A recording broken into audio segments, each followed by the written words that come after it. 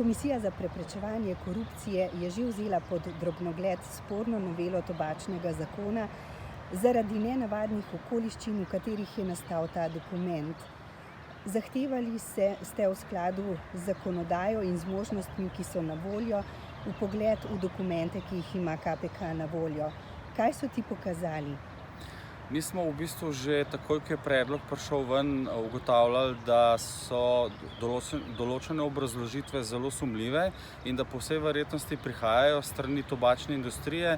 Zato smo enostavno zaprosili Komisijo za preprečevanje korupcije, da nam dostavi dokumente glede lobističnih stikov, in ti dokumenti so dejansko pokazali, da do lobističnih stikov dejansko je prišlo med posameznimi poslanci Državnega zbora in pa predstavniki tobačne industrije oziroma njihovimi lobisti, tako da se je naše predvidevanje izkazalo za realno oziroma za resnično, tako da v bistvu te dokumente dejansko dokazujejo stike poslancev Državnega zbora s tobačno industrijo.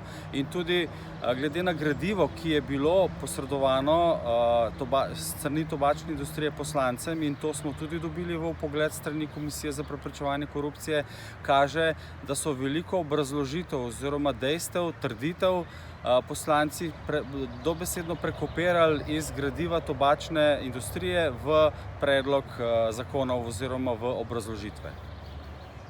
Kaj te ugotovitve, ki jih bo seveda treba še dokazati, na to bomo še počakali, kaj to pomeni za vlogo poslancev kot predstavnikov zakonodajne oblasti?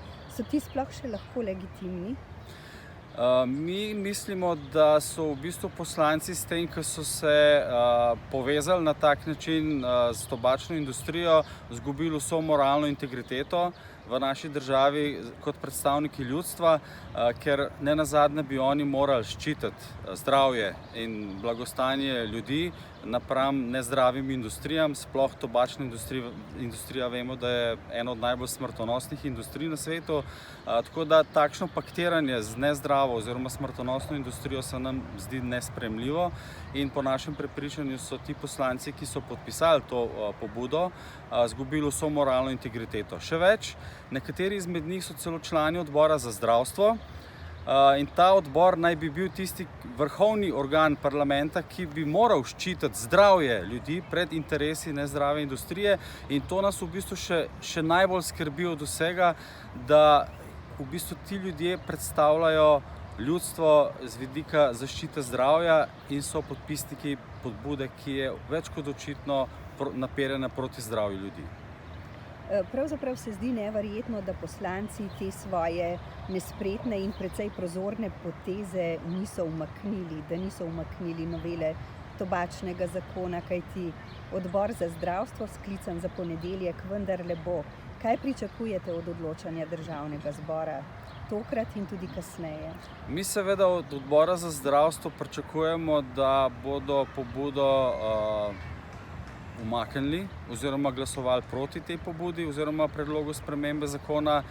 To bi morala biti prvi sklep odbora, in pa seveda mislim, da bi moral dati odbor pobudo, da se razmisli mogoče še o določenih strožjih ukrepih tobačne politike v naši državi, kljub temu, da imamo dober zakon, ki je pohvaljen strani Svetovne zdravstvene organizacije in tudi različnih zdravstvenih inštitucij, organizacij vsega sveta.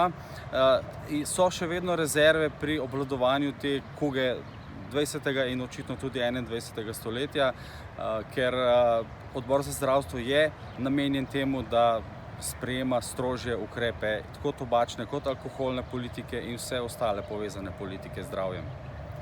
Lahko morda iz dokumentov, ki jih proučuje Komisija za preprečevanje korupcije, izluščite, izpostavite nekaj najbolj v nebo vpijočih podrobnosti dogodkov, dogajanj v povezavi s to novelo?